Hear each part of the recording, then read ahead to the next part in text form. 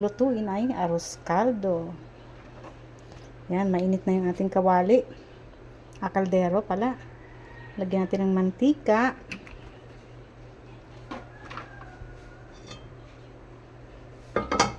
Yan. At ito ang ating mga ingredients. Ayan yung ating chicken, malunggay. Ayan yung ating mga ricado. Ayan, nakita yung orange na yon. Ano po yun? Turmeric. Fresh turmeric. Lalagyan ko ng fresh turmeric. Tapos meron akong lemongrass, ginger, onion, garlic.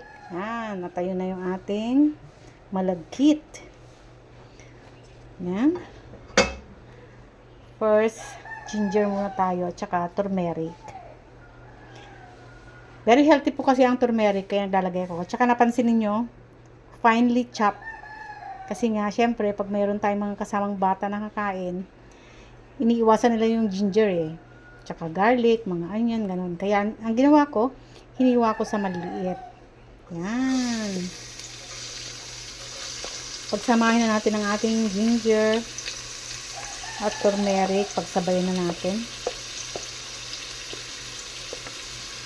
Naglalagay po talaga ako ng turmeric pag ako nag-arroz caldo. Kasi alam niyo naman ang turmeric is healthy naman yan.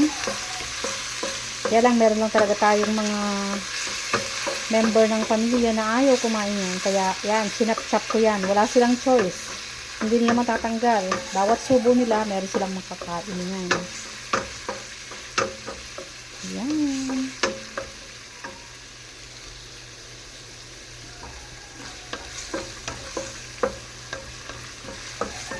Kasi marami namang benefit sa katawan nyo.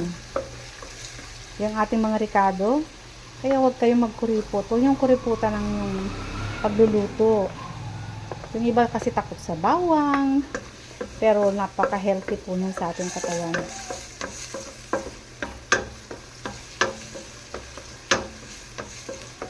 Yan. Para yung ating naghanap pala, nakalimutan ko na. Yung dahon ng lemongrass mamaya na kasi baka magkalat dito. Mamaya paglagay natin ng ating sabaw, na pag na ano natin yung nagisa na natin yung ating chicken, lahat-lahat, at may sabaw na, lagyan natin yung dahon ng lemongrass. Di ba, ando naman na yung kanyang stock. Yan.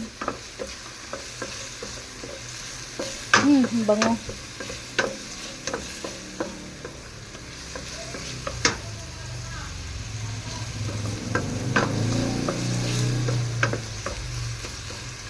Yan.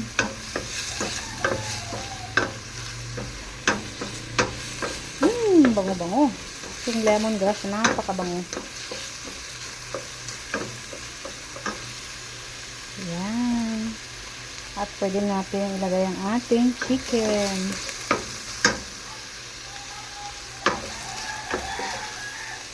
Yan. Ang dami pala ng manok. Pero ganda yan. Since mahilig yung asawa ko sa sa chicken, asawa siya. Ayan.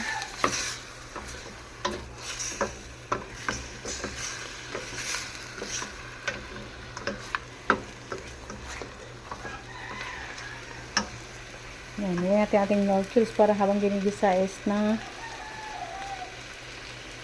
nasasama na rin yung ating Knorr cubes. Yan. Tapos natin ating apple.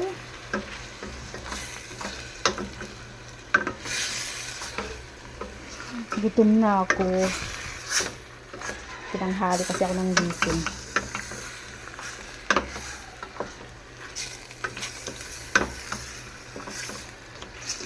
Yan.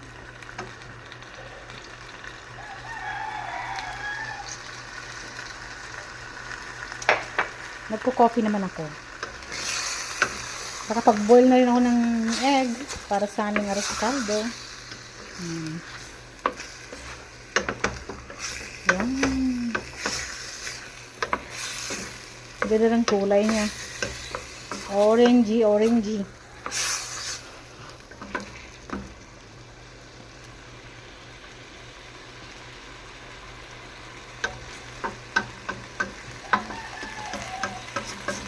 Ayan. Salo natin ng konti.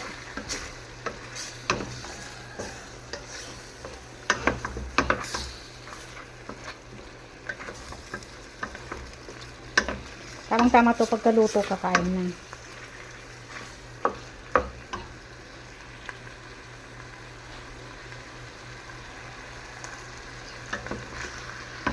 Ang bango-bango.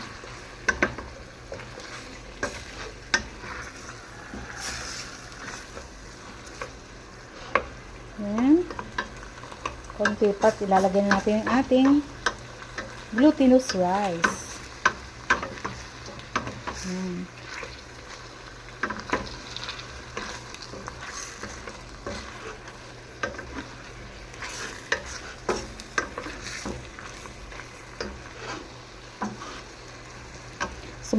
Sumasayaw ang ating kaldero.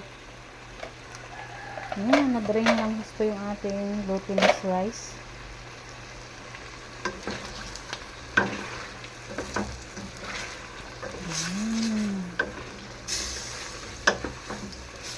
Ay, ako siguro, ito lang kakainin ko maghapon.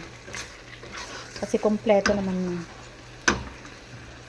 Sila kayo na lang itagluluto ko. Ayan, guys.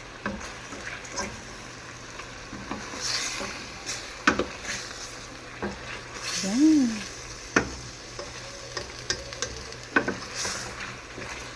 Naging paborito ko ng lutuan itong bigay ni Manang Julia Lang Luis.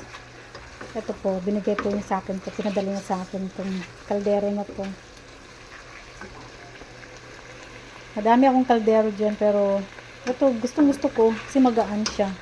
Yung mga kaldero ko dyan ang bibigat. Ito magaan, pero talagang ang quality niya parang yung makakapal din, para mga AMC pot.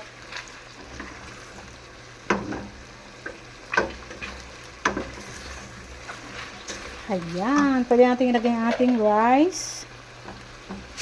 Ayan.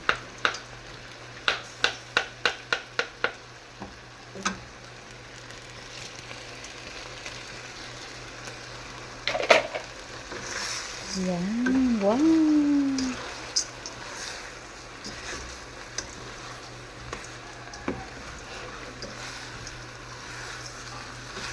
Yan, pag nalagay natin yung ating sabaw, yung ating tubig,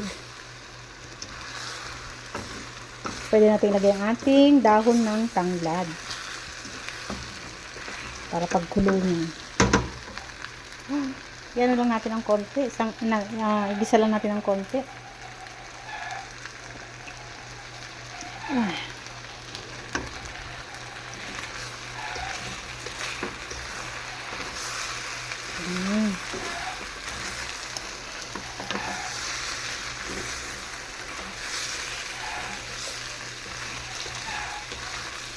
Okay guys, pwede natin ilagay yung ating tubig. Tapos po yung ating rice. Yan. Okay, lagyan na natin. Lagyan na natin ang ating tanglad. Yan.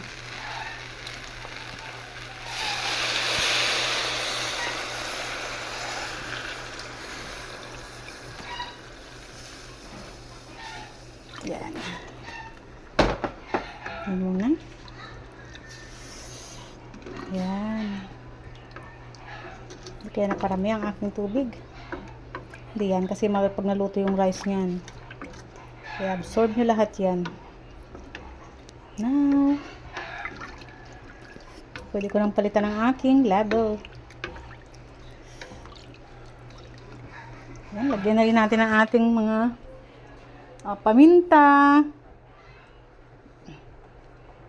Ay, bakit ba? Yan, paminta.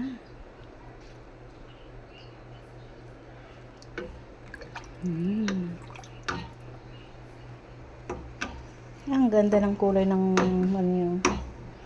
Dahil yan sa turmeric. Nagkaroon ng magandang kulay. Ayan.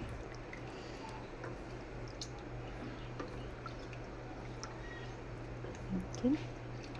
Natin yung mga nasa ilalim.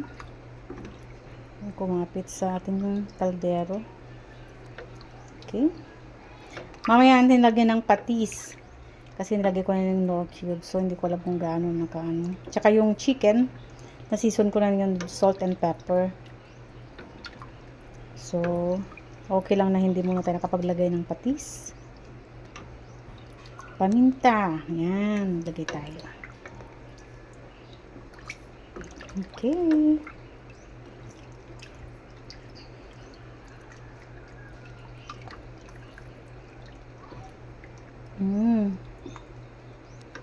Ayun guys. Okay na. Pwede nating takpan.